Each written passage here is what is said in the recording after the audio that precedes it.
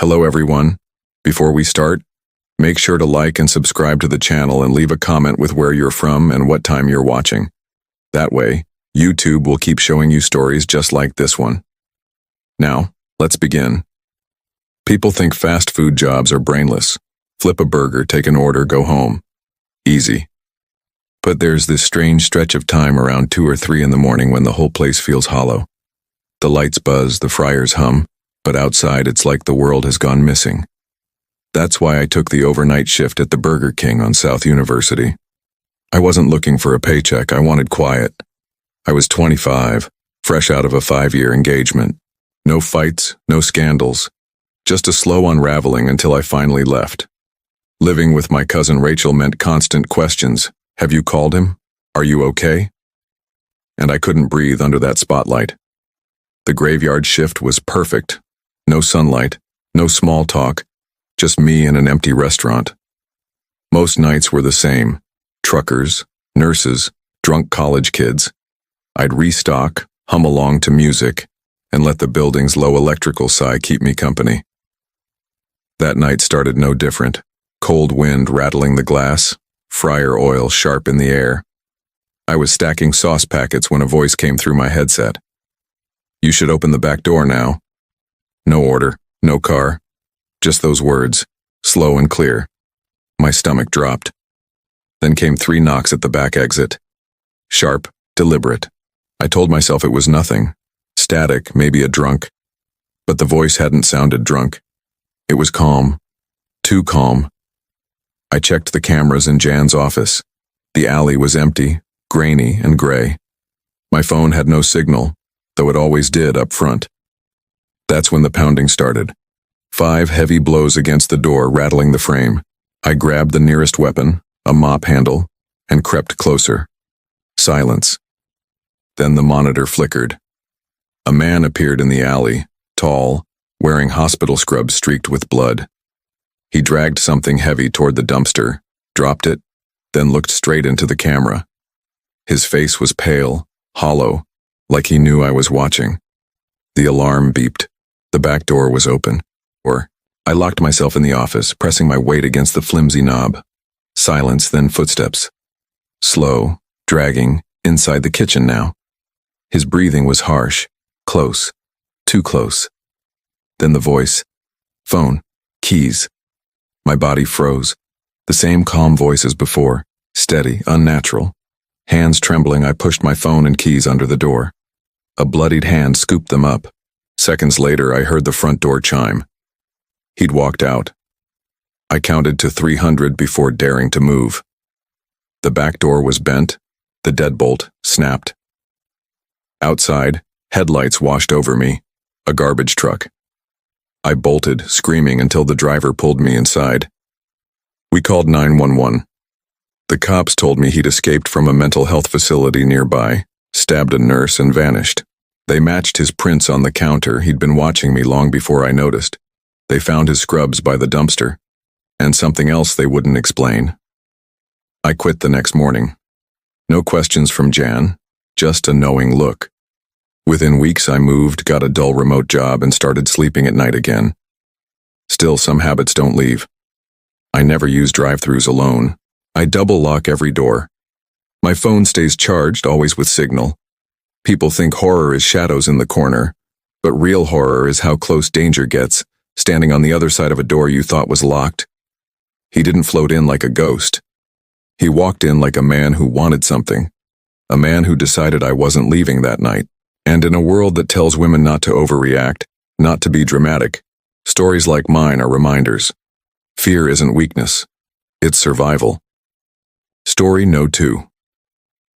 You don't wake up thinking your life is going to end in a parking lot behind a damn Burger King at 3 in the morning.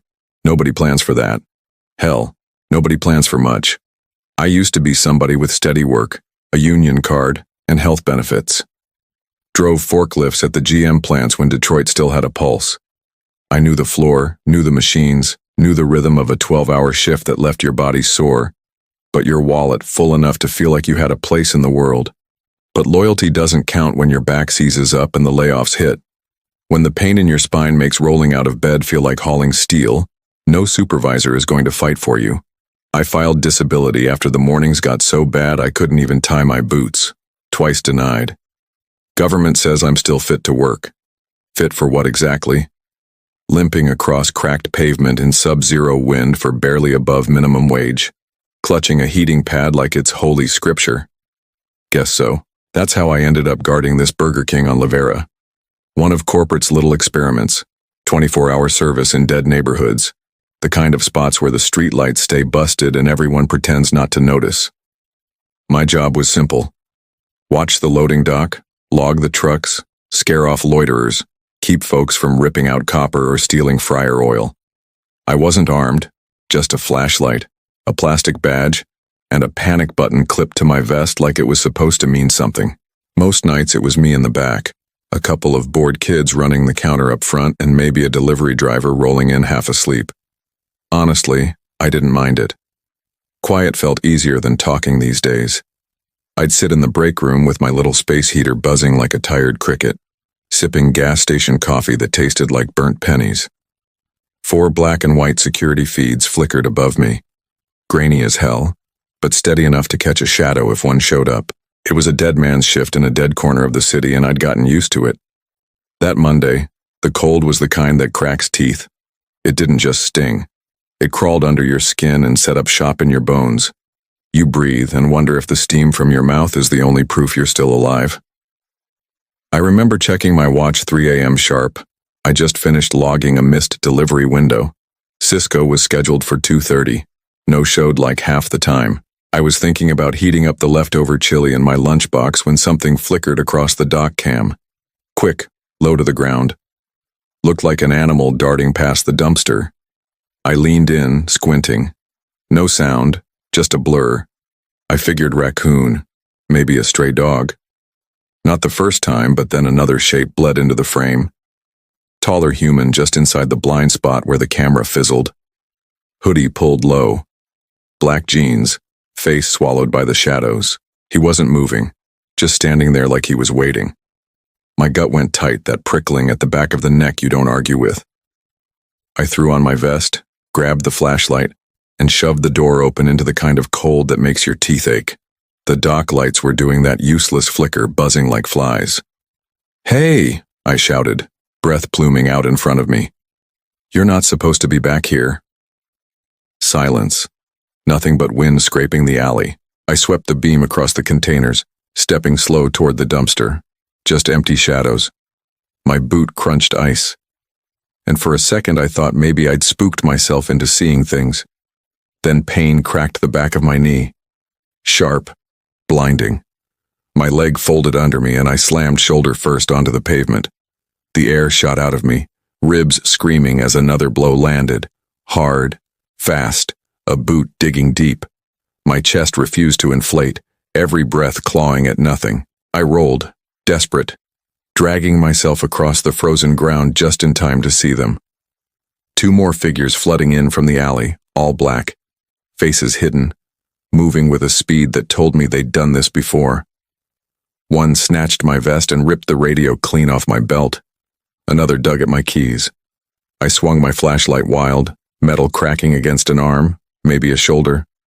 I couldn't tell. My leg wasn't working right. Pain was boiling through it, turning every move into a crawl. And still they came, closing in like shadows that didn't care whether I screamed or not. "Where's the office? Where's the AOTing office?" one of them barked, his voice sharp, cutting through the freezing air. That was when it hit me. They weren't here for me. I was just an obstacle. They wanted in the back entrance, the safe, the codes, and they thought I knew how to get them inside. This wasn't random. They'd planned it, maybe even scouted me. While one yanked at the dock door like he already knew it led straight into the kitchen, another crouched over me. I barely registered the movement before pain exploded through my knee. A crowbar swung with enough force to buckle bone. My scream came raw, torn straight from my chest. Next time, the one closest to me said, almost casual, almost like advice, "Stay inside, old man." Then he bolted after the others, black silhouettes swallowed by the alley. I didn't remember slamming the panic button, but there it was, glowing red against my vest.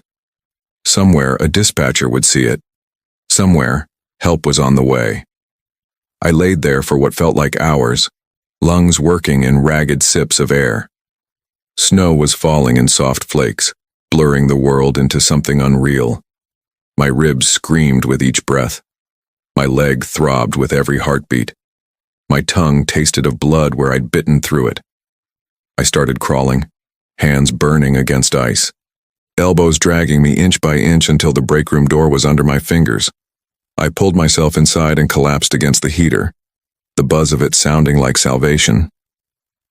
The adrenaline bled out, leaving nothing but pain. Every bone felt broken, every breath a knife. 7 minutes later, red and blue lights painted the lot. 7 minutes longer than I'd thought I'd survive. The cops came fast, guns drawn, EMTs right behind them. They loaded me onto a stretcher. As they wheeled me out, I caught sight of the security monitors still flickering their grainy black and white feed, showing nothing useful. "Guys, lucky," one officer muttered, thinking I couldn't hear. They knew this place. That sentence hit harder than the crowbar because he was right. They hadn't stumbled in drunk. They hadn't tested the front doors or circled aimlessly. They came straight for the loading dock, straight for the weak point. Someone told them, or someone had been watching. 3 days in the hospital, concussion, 2 cracked ribs, a shattered kneecap. The doctor told me I'd walk again, but not without a limp. The company offered a desk role, counseling, paid leave. I told them no. I never worked another night shift. Instead, I turned my house into a fortress. Camera on the porch, camera over the driveway, motion lights on every corner. My neighbors laugh. They say I'm paranoid. Maybe I am. But I keep replaying that one moment. The second I almost buzzed them in, thinking it was just an early truck. That's what keeps me up. Not the crowbar, not the pain. The near miss. If I'd pressed that buzzer, they wouldn't have just gone for the safe. They could have gone after the kids up front, the cashier. Hell, they could have killed me anyway. The scariest part, I still don't know if they ever caught them. Nobody ever said, maybe they never will. What I do know is this. Routine is dangerous. It dulls your guard. That split second when you think you're safe. When you stop listening to the knot in your gut, that's when it happens. That's when you lose everything. Just because it's quiet doesn't mean it's safe. Story. No 3. I'd been stuck behind the fryer at Burger King for 6 straight months. My world had shrunk to grease burns, the hiss of oil, and managers barking at me to move faster when I was already dripping with sweat. I never talked back. I couldn't afford to. Every paycheck went to rent and my little sister's tuition. Whatever scraps were left, I saved for the second-hand Kawasaki I'd been eyeing on Facebook Marketplace. That dream was the only thing that kept me pushing through the pain. Jessica, my girlfriend, hated seeing me grind myself down.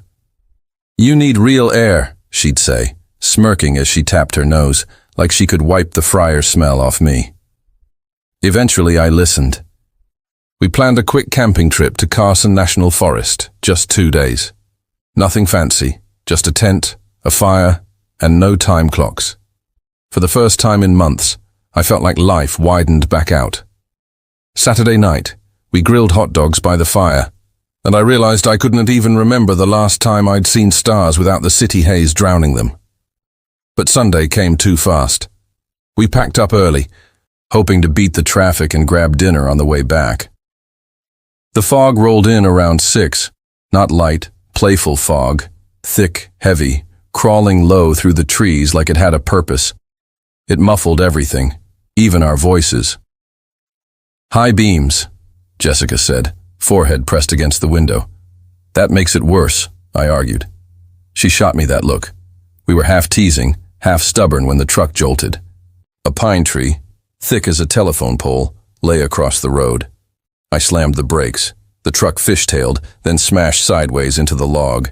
Airbag, bang, white powder, blackout. When I came to, my ears rang. The windshield was cracked but intact. Steam hissed from the hood, filling the air with burnt plastic and pine bark. My throat burned as I coughed. Then I looked at Jessica. Her seatbelt had snapped. She'd been thrown forward, a branch. God, I can barely say it. had pierced through the grill, straight into her chest. Her hoodie was soaked in blood. Her eyes were open but trembling at the edges, fighting to stay awake. "Jessica." My voice broke. At first, nothing.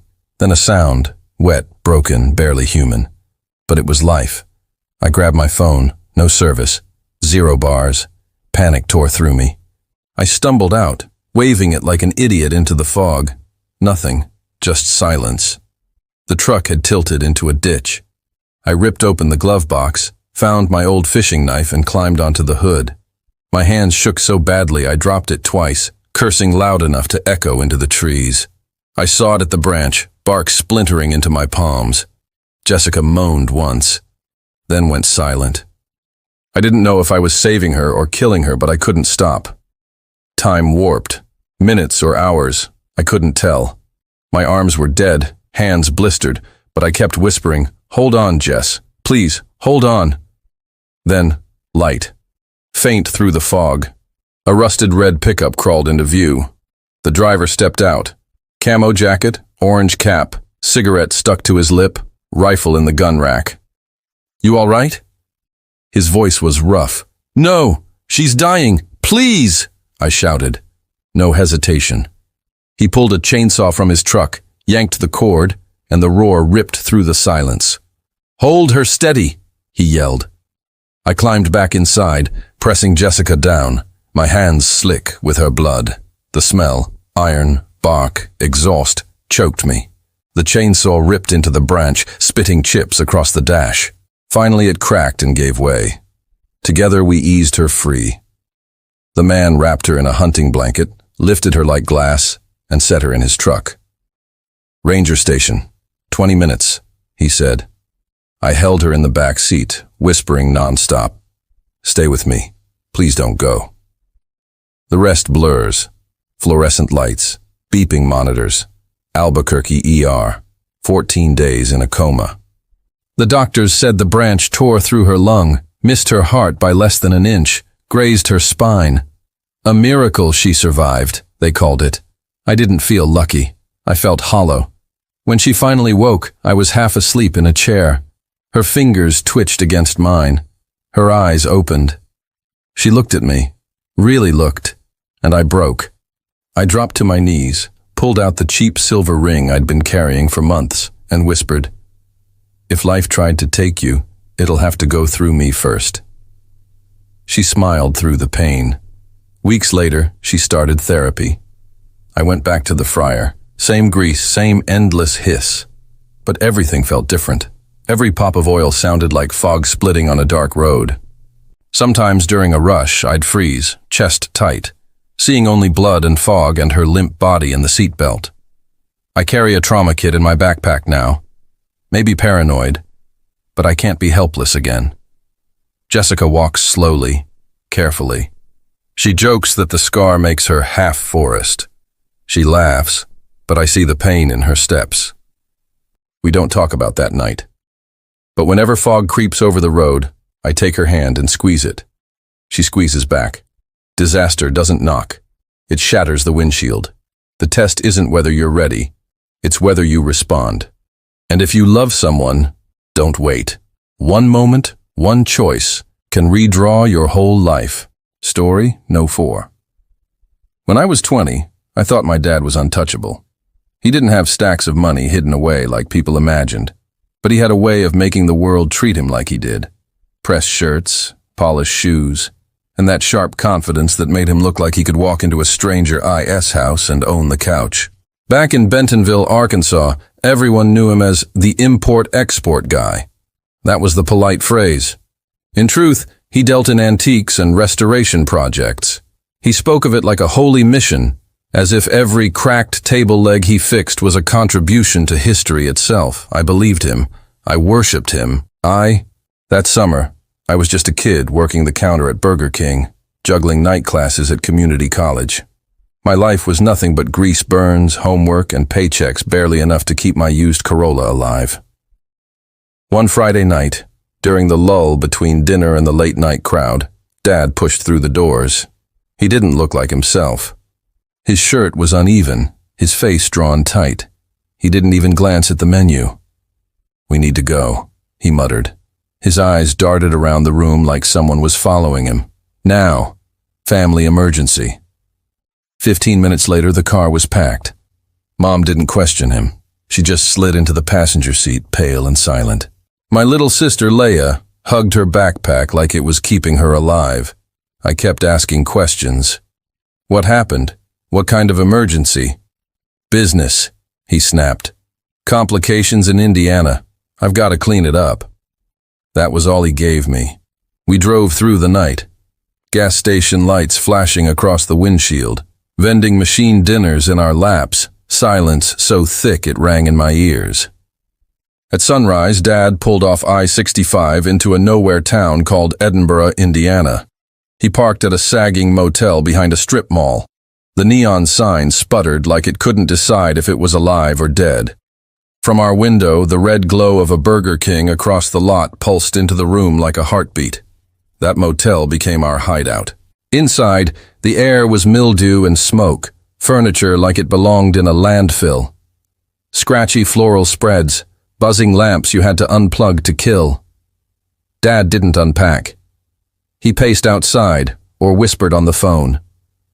When he was inside, his voice dropped, but the walls were paper thin.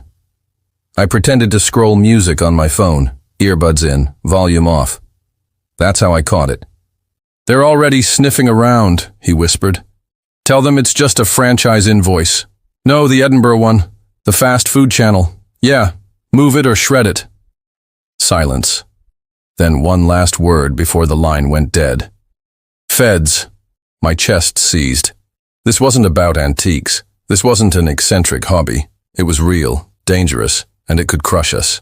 I didn't sleep that night. I just replayed everything. The late-night deliveries, the men who paid in cash, the way he laughed when I asked questions.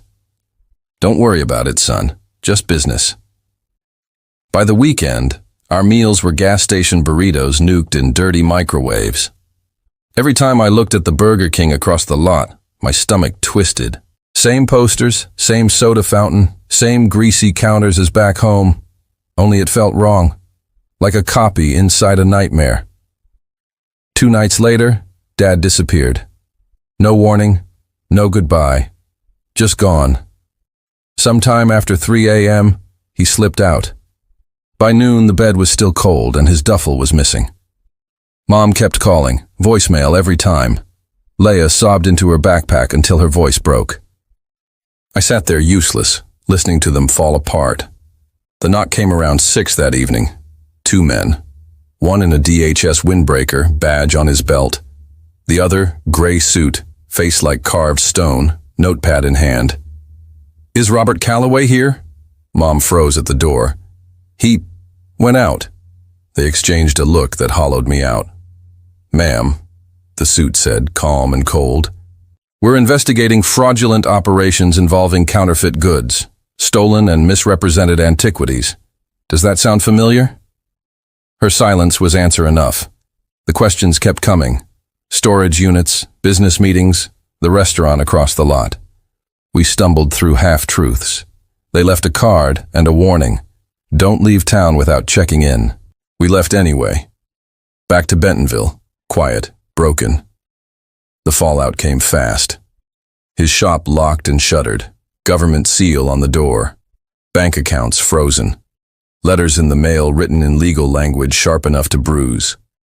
Mom filed for divorce 2 months later. No fight, just a cold signature. I quit Burger King that same week. I couldn't stand smiling at customers while my life had collapsed into scraps. Friends asked what happened. I gave the only answer I could. He's gone. I drifted. Switched my major from marketing to art history. At first it felt like running away. Then it felt like running toward something. If Dad built a life out of forgeries, maybe I could build mine by exposing them. Years blurred. I interned at a gallery, clawed my way up, and one day, I was invited to a regional art fair. Of all places, Edinburgh, Indiana. I told myself I wouldn't go near that Burger King. Of course I did. It looked different. Fresh paint, digital menus, cushioned booths. Trying to be modern, like the past had been gutted and replaced. But the bones were the same. I walked in, blazer on, clean-shaven, pretending to be just another traveler grabbing food. My eyes went straight to the ceiling. 2 cracked tiles above the soda fountain. Faint, almost invisible. The same cracks that had been there 8 years earlier, when neon light pulsed through a motel curtain. They hadn't fixed them. I stood there, every memory slamming back. Mom's silence. Leia's crying. Dad's whisper in the dark. Lies about invoices. Lies about everything. He built everything on a lie, I whispered. My throat burned. I didn't order. I didn't stay. I just walked out into the Indiana evening. Now I collect truths. Not antiques. Not heirlooms. Truths. Ugly, sharp, unpolished. The kind you don't hide behind glass. The kind that don't crack under pressure. Because not everything we inherit deserves to be kept. Some legacies are meant to shatter, so we can rebuild from the shards and call it our own. Story No. 5. I moved to Marvel, Pennsylvania for peace. After 23 years of being told what to wear, how to speak, when to smile, I was suffocating. Crossing the state line felt like crossing into my own life. I rented a small 1-bedroom above a bakery that smelled like sugar at dawn and burnt dough by noon. At night, the street turned strangely hollow once the ovens went dark. I picked up night classes in graphic design and worked evenings at the Burger King on Water Street. It wasn't glamorous, but it gave me a name tag and the chance to disappear behind a headset. Most nights were routine. Truckers, tired parents, college kids. Until the week my manager got the flu and asked me to cover late shifts. That's when I saw him. Booth number 6. Far corner. Just outside the flickering cone of light. Late 30s, with a wild beard and a heavy, shapeless coat that looked more like a blanket. He ordered nothing but water. He didn't seem threatening, but he didn't fit either. Waiting for someone? I asked the first night. He smiled. Small, polite, wrong. Nope, just passing through. But he stayed until closing. The next night, he was there again. Same booth.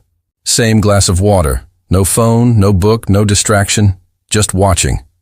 By the third night, he spoke first. You changed your hair. It wasn't much, just a clip pulling it back tighter. No one else had noticed. The comment iced through me. I forced a laugh, muttered something, and walked away too fast. My hands shook so badly I nearly spilled the ketchup I was refilling.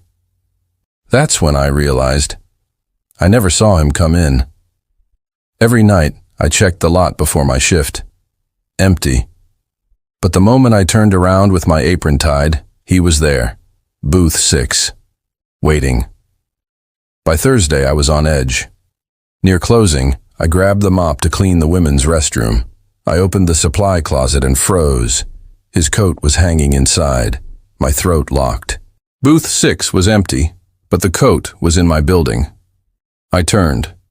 He was standing in the hallway, blocking the exit. He smiled softly, like this was some long-awaited reunion. I used to sit here back when you worked in Pittsburgh. Remember that coffee shop on 6th? My chest tightened. That shop had closed a year ago. I'd worked there 6 months at most, but he remembered. You always apologized when you ran out of oat milk, he chuckled. You said sorry too much. I backed into the closet. My fingers brushed the fire extinguisher, but I didn't dare move. His voice dropped, almost tender. I followed your work online. You draw like you're guilty of something. That broke me. My body moved before my mind. I ducked low, shoved past him, his coat brushing my shoulder, and ran. I slammed through the kitchen doors, shoved the fire exit, and sprinted across the icy parking lot. I didn't stop until I was behind the bulletproof glass at the gas station next door, gasping for air. The cashier started to joke, then saw my face and froze. You okay? Call the cops, I rasped. It took them 18 minutes to arrive. 18 minutes of watching the Burger King across the lot, terrified he'd step out of the shadows. But when they searched the building, he was gone. No coat, no footprints. just silence. They found only one thing, a black notebook in the supply closet. My name was on the first page. Inside were dates, places, sketches of me, at the cafe, leaving class, carrying groceries, pages of my old apologies written in my handwriting. The police said he'd probably followed me for over a year. I quit the next morning. No notice, no paycheck. I packed my life into boxes and drove to Albany by nightfall. I stayed with my cousin Jen, locked doors, heavy curtains. The police never found him. No fingerprints, no ID, just absence. It's been a year. I've rebuilt pieces of my life. I work part-time at an art store, take commissions. I avoid night shifts, don't walk home alone, never sit with my back to a door. And every time I open a closet, I check twice. People tell me I'm too cautious. I smile. I don't tell them the truth. Once you've been hunted, the feeling never leaves. You just learn to recognize the outlines of danger before anyone else does. I'm not the girl who apologized for everything anymore. I survived him. And I'll never go back to booth 6. Story No. 6. I moved to Jacksonville when I was 26, hoping for a clean slate. My remote marketing internship covered rent, and online classes kept me occupied. On paper, life looked steady, but the silence of a new city set in fast. It was the kind of loneliness that made the walls feel like they were pressing in. My roommate Jess kept nudging me to meet people. Just go out. You don't have to marry them, she'd laugh, waving her phone. Eventually, I gave in. I downloaded a few apps, telling myself I just wanted conversation, nothing serious. That's when I matched with David from Orange Park. His profile looked harmless. Early 30s, scruffy beard, vintage jackets, captions about handwritten letters and retro diners. His messages were long, thoughtful, steady. For the first time in months, I felt noticed. After a week of chatting, he suggested we meet. Nothing fancy. Burger King on Atlantic, then a movie across the street. It sounded simple, safe. I agreed. I pulled in around 7:10, a little late. My stomach dropped. The man waiting wasn't the softly smiling David from the photos. He looked older, closer to 40, with an unkempt beard and a jacket far too big for him. He shifted on his feet, jittery. I told myself maybe the photos were old. I'd already come this far. Inside, I ordered fries and a Coke, fumbling with my tray while he just stared. At the booth, he gave a soft smile, but his eyes didn't blink enough. His gaze pressed down on me like a weight. You live alone now, right? He asked in a low voice. I froze. I never said that. Had I slipped in a text? My chest tightened. Then he added, You probably don't want more fries after that shift. Ice slid down my spine. I hadn't told him where I worked. Not when. Not anything. I forced a thin laugh, staring at the fizz in my Coke. My thumb hovered over a fake text to Jess about homework, trying to look casual. That's when his phone lit up. It wasn't a dating app. It was my Facebook page. Not recent posts, old ones. From 20s and 20. Photos, captions about moving, about anxiety. My pulse thundered. No one looking for a first date scrolls years deep into your life. I'm going to the bathroom, I said, steadying my voice. He nodded, but his eyes followed me all the way. In the stall, my hands shook as I typed, Emergency. Come now, please. Footsteps echoed outside. Too slow, too close. I pressed a hand over my mouth and prayed Jess was on her way. When I finally stepped out, he was by the exit, half hidden behind a fake plant. Your car's a white Civic, right? I stopped cold. My throat tightened. Yes. He smiled like that was the answer he'd been waiting for. I didn't think. I just ran. Past the counter, through the swinging kitchen doors. Help, please! He's following me! My voice cracked. The crew froze mid-shift. Then Melissa, the night cook, shoved the fire exit closed and locked it. Another worker dropped the service hatch with a clang. Back here, she said, guiding me into a storage room that smelled of fryer oil and cardboard. I collapsed on a crate, gasping. Booth 6. He knew things. About me. About my job. My apartment. They exchanged quick glances but stayed close. Sirens cut the air minutes later. Relief hit me in waves. The police arrived at 7:47. Questions fired. Description, phone. What exactly did he say? I told them everything. The bushy beard, buffalo plaid under his coat, the watch cinched too tight. How he knew where I lived. They searched the lot. An officer came back with a clear evidence bag, a burner phone, pulled from a storm drain, screenshots of my Facebook, years-old posts, even voice memos labeled with my name. "You did the right thing," one officer said. "You're lucky." Their words felt like both comfort and dismissal. I left under escort, parking lot lights glaring like interrogation lamps. The next morning, I wiped every dating app, deleted accounts, changed my number. Jess cleared space in her apartment without questions. For weeks, I lived with lights always on, doors double-locked, curtains drawn tight. When I returned to social media, I used fake names, fake jobs, fake trips, a digital decoy. In class, I sat with a counselor. They called it what it was, trauma, emotional violence, not minimized, not excused. It had left its mark. My stutter worsened. I flinched at the lightest touch, but I recognized the signs. I wasn't unraveling. I was adapting. My art shifted too. Darker, jagged lines, heavy shadows choking figures. "These feel anxious," one professor said, but honest. He was right.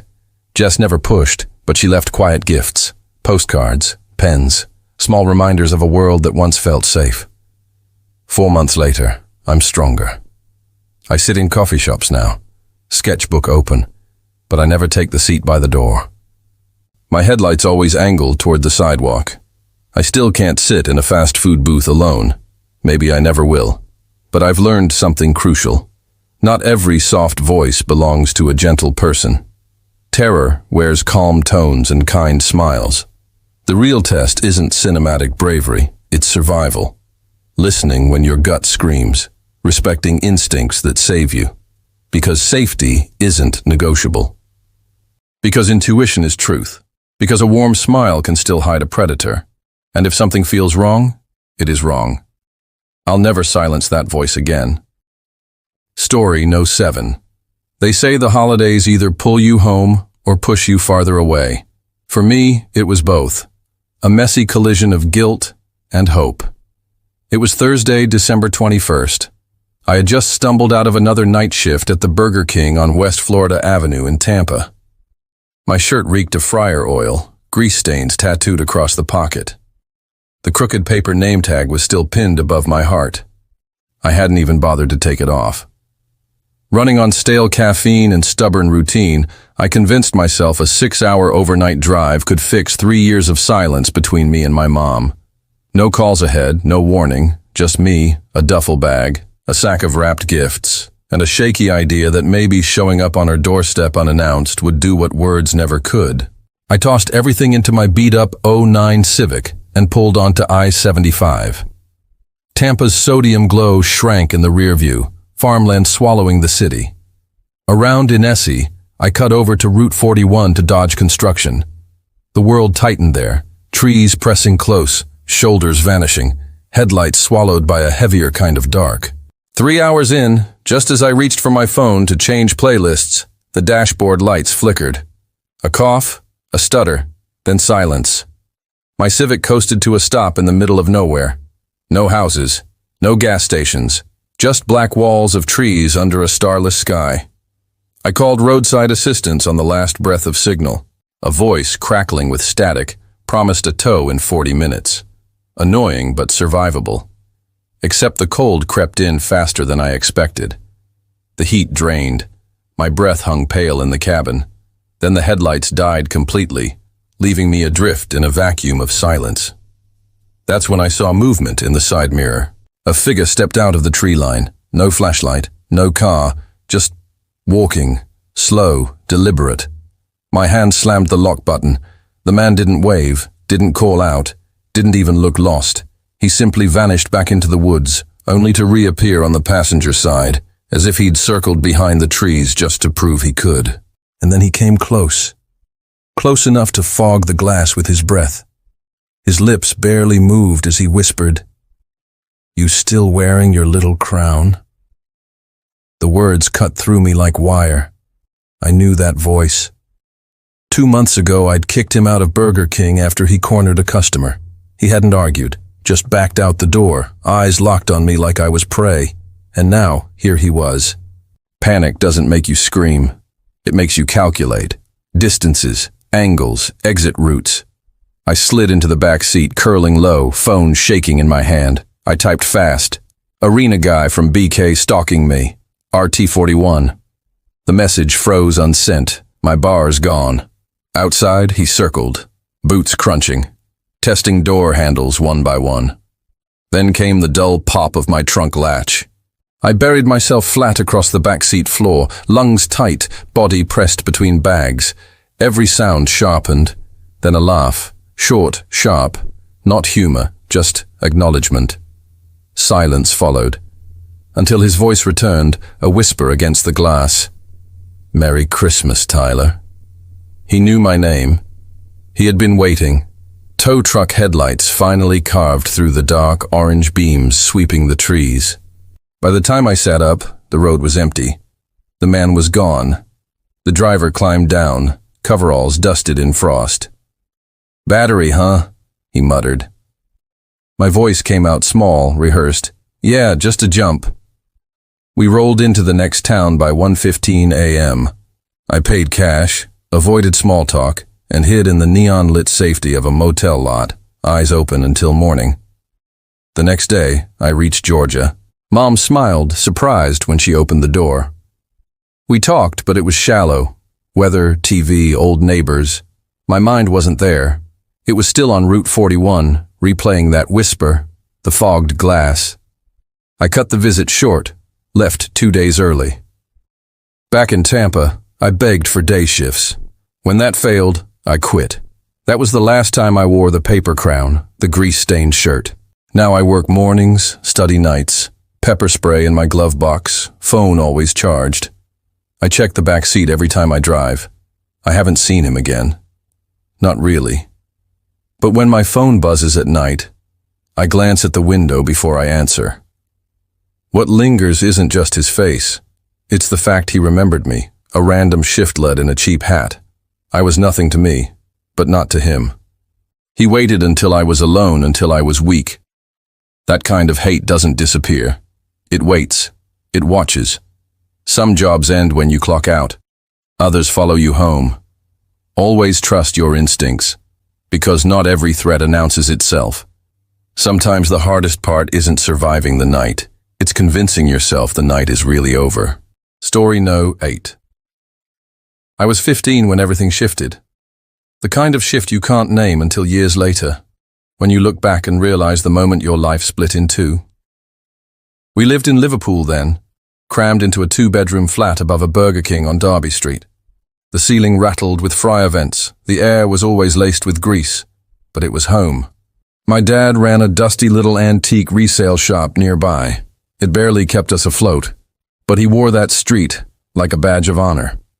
Weekends belonged to me and my younger brother, dusting shelves, chasing customers with clumsy enthusiasm, and sneaking down to the Burger King at closing to beg for leftover fries. Messy, noisy, imperfect, but ours. Then the phone call came. I'll never forget the way my dad's face drained as he listened, like someone pulled the color straight out of him. Jaw locked, lips barely moving, eyes small in a way I'd never seen before. 3 days later, we were at Liverpool Airport with barely packed bags, boarding a flight across the ocean. Seattle, Kirkland, Washington. Quiet streets, too wide, too neat, too silent. And there, mockingly, another Burger King. Sterile, fluorescent, hollow. No graffiti, no loitering kids, no shouts from the street. Just an empty parking lot and that Crown logo glowing over us. I hated how my accent betrayed me. Every word I spoke marked me as foreign. Dad's jokes, once the rhythm of our evenings, fell flat. Even Mom's smile twitched at the edges when she tried to pretend this was for cleaner air. My brother cried in the back seat our first night. I almost joined him. To cope, I picked up a part-time shift at that Burger King. Same uniform, same grease, but nothing felt familiar until him. He appeared my first week. Tall, clean-shaven, coat buttoned too high, shirt collar stiff like he'd stepped out of another decade. His left hand bore old burn scars and always clutched a folded British newspaper. The Guardian, the Times, never local. Always British, always foreign, like me. He ordered nothing but black coffee, sat at the same table, and watched. Not curious, not lonely, watchful, patient. At first I brushed it off, told a school friend who laughed it away. But something about him lodged in me. He wasn't passing time. He was waiting. One night, as I cleared trays, I heard my father's voice in the back room. Low, sharp, angry. Words that didn't belong to him. Shipment, authentic, ghost invoices. My stomach nodded. This wasn't about antiques. Whatever had dragged us across the world was darker. The next shift, I couldn't ignore it. The dining room was almost empty, Friar hum filling the silence. I walked to his table. "Do I know you?" He froze, folded his paper back, and smiled thinly. His voice was low, almost kind, but carried weight. "Not yet, but I knew your father in Glasgow, before he started lying." The air dropped out of me. My father, Glasgow, lies. That night at home I confronted him. Mom asleep, the kitchen dim, crumbs scattered across the counter. My voice shook. "That man says he knew you. He says you lied." Dad's face faltered. For a moment, just a heartbeat. I saw naked fear before he buried it. Old colleagues. Nothing important. But his hands trembled in the dishwater. I pushed harder. No more excuses. I wanted the truth. He dropped the cloth, shoulders slumping. "Fine. You want the truth?" His voice cracked. "I sold memorabilia, mostly woe-too, helmets, medals, shell casings. But not all of it was real. Black market, fake invoices, forged documents, restaurants overseas, Burger King franchises. They were fronts. Glasgow got too hot. Too many eyes. Too many questions. So we left." My chest hollowed. We hadn't crossed an ocean for fresh air. We'd fled. He opened his mouth to soften it, but silence closed over us instead. And that silence cut deeper than the confession. I stormed out into the night, the smell of fryer grease in my uniform turning my stomach. 2 days later, I quit Burger King. A month later, he was gone too. No goodbye. Just a folded note on the kitchen table. "Choose who you want to be." I chose a path. I'm sorry. I moved out soon after, into a cramped flat above a used bookstore. The air smelled of paper dust instead of grease. I took a job cataloging donations. Quiet, honest work. At 19, I was studying literature at community college, building a life without fryer oil or forged invoices. But the past doesn't loosen easily. Every so often I still see him, the scarred man, on a ferry dock, reflected in a grocery store window, standing by a bus stop, newspaper under his arm. He never speaks, never approaches, just watches, and my stomach knots all over again. I don't run anymore. I've learned to meet his eyes, to watch back. He isn't just a threat. He's a reminder, proof that shadows cross oceans with you. They sit at dinner tables, echo in silences, hide in the grease-stained corners of memory. When I pass a Burger King now, I don't see a fast food chain. I see a stage, a place where men traded lies under fluorescent light, where scars said more than words. That's why I keep a notebook in my jacket. Objects, dates, provenance, truth. I'm studying archival curation now. Someday, I'll preserve things properly, without fraud, without fronts, verified, untarnished. Because if I've learned anything, it's this. Grease washes off, Uniforms fade, but lies cling like smoke. And the truth, the real truth, is the only thing that lasts.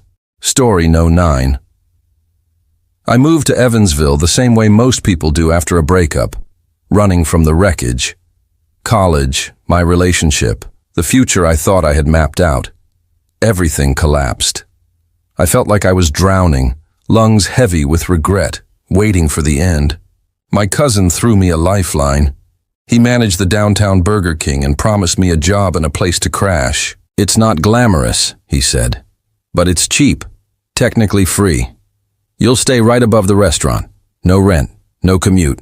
Just work, sleep, repeat. It sounded like the clean slate I needed.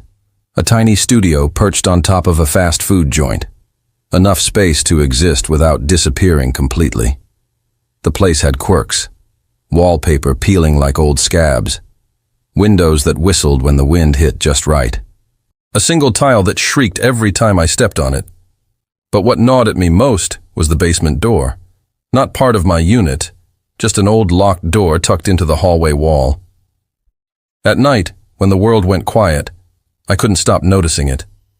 The way the stairs behind it vanished into a dark my light couldn't reach. For the first week, nothing happened.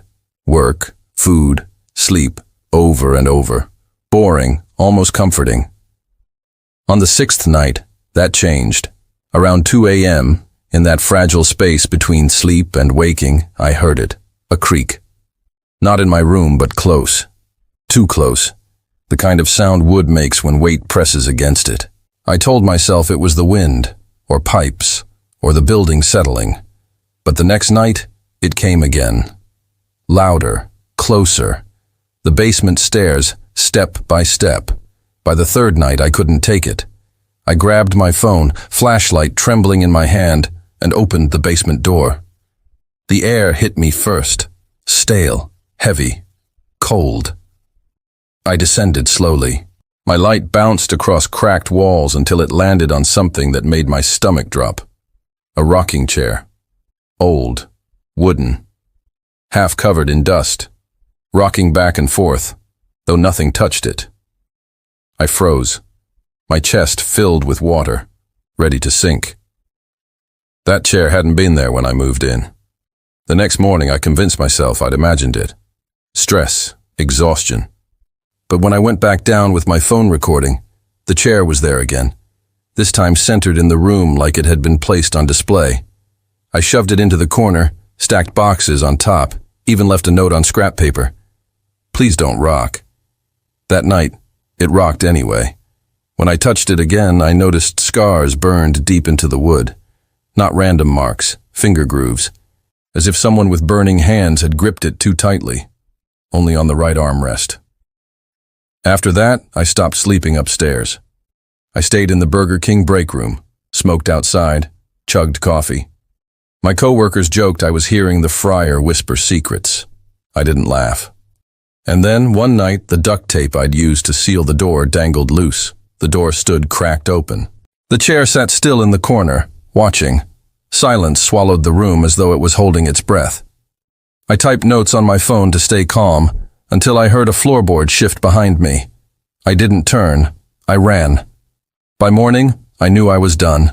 I packed my mattress into my car, threw clothes in duffel bags, and left without saying goodbye.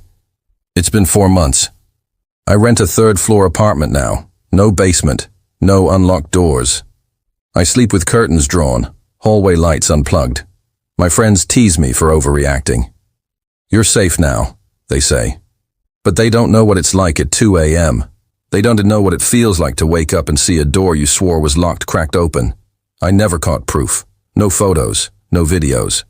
Just memories carved into me like those burn marks in the chair's armrest. The worst sounds aren't screams. They're the soft creaks in locked spaces, the ones you dismiss until it's too late. And sometimes, the most terrifying part isn't proving it happened. It's knowing you were being watched the entire time. Story No. 10. I'd been at the Burger King on Crescent Boulevard in Camden for nearly 2 years, much longer than I'd ever planned. At first, it was just a stopgap. My dad got sick, and the steady paycheck let me stay close to home while helping out. After he passed, the weeks blurred, and I stayed out of habit more than choice. Now, my transfer to a Philadelphia store had finally come through. This week should have felt like freedom, like shedding skin that no longer fit. Instead, it felt uneasy, as if the building itself refused to let me go. Camden nights carried their own weight. The low hum of traffic pressed against the glass doors, even when shut. The smell of fryer oil clung to the air, mixing with the gritty dust of the city that slipped in whenever someone opened the door. The customers, the co-workers, everyone who lingered past dark, seemed sharpened by anger. Some nights, I swore even the walls remembered grudges.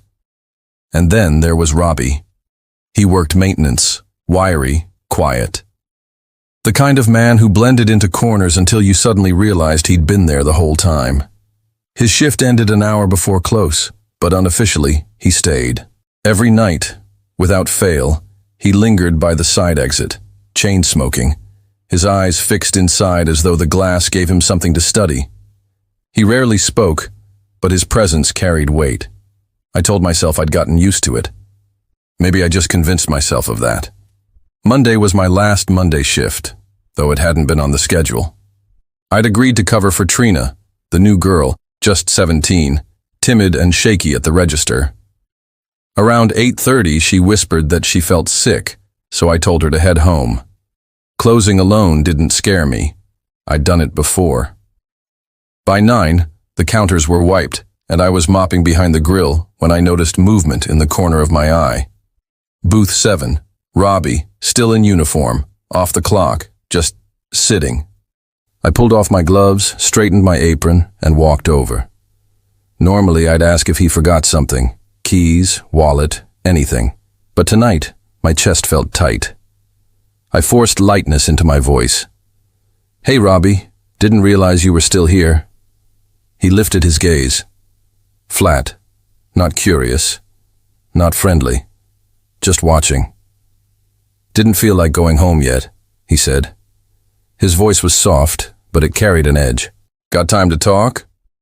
He gestured to the seat across from him. The air felt colder on that side of the restaurant. My throat went dry, but I slid into the booth anyway. "Your last week, right?" he asked, leaning forward. "Figured we could finally get to know each other." He wasn't smiling. He wasn't joking. And he wasn't wrong. I shifted in my seat, fingers brushing the phone at my belt. Sliding it out under the table, I typed a quick message to my cousin. "Call me in 2 minutes.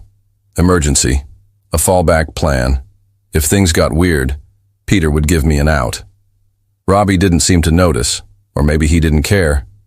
He asked why I never sat with the others on break, whether I lived alone, whether I was excited about the transfer.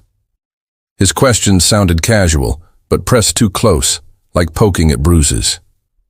I gave short answers, careful, stalling, eyes flicking to the clock. Then his tone shifted. "You ever wonder what people notice when they watch you all day?" The words dropped heavy, sinking into silence. The buzz of fluorescent lights filled the air. Timers beeped in the kitchen, but it all sounded distant. Sweat slid down my spine. Robbie just stared, calm, steady. His quietness felt worse than if he'd shouted. My phone buzzed. Peter's reply lit up the screen. "Tell him." I shoved it into my pocket, but Robbie's eyes followed the motion. "Everything okay?" His voice was flat, unreadable. "Family emergency," I muttered, my voice shaking. "I've got to—" He tilted his head slightly, cutting me off. His words came so low I had to strain to hear. "You're not going to last in Philly either." Then he leaned back. "Trust me." I didn't argue, didn't grab the mop, didn't finish my work. I just left. Out the side door, fryer lights still on, lobby unswept, the whole place left to shadows. Only once I was in my car with the doors locked did I let myself breathe. My hands shook against the steering wheel as his words replayed. "Not going to last. Trust me." The next morning, my manager texted. Robbie had quit. Left a folded resignation note on the fryer. No explanation. But the place didn't feel lighter without him. It felt suspended, like the air was waiting for something else. I finished my last week in silence. No celebratory final shift, no laughter with the crew, just routine. Wipe counters, sweep floors, stop staring at the clock. When I transferred to Philadelphia, I told myself Camden was over. A new store, a crowded downtown, constant traffic and noise, just what I wanted. Anonymity. A place where personal space was respected because there wasn't room for anything else. But it wasn't over. Not really. Even here, I catch myself scanning the booths whenever the rush dies down, watching the lingerers, the ones who sit too long. Sometimes I check my manager, making sure she isn't watching, before I let myself exhale. Because I know now, danger doesn't have to announce itself. It doesn't have to break doors or raise its voice. Sometimes it just sits there, quiet, steady, waiting to see how much of yourself you'll give away. Boundaries aren't optional, they're survival. And the second your body tells you the line has been crossed, you listen.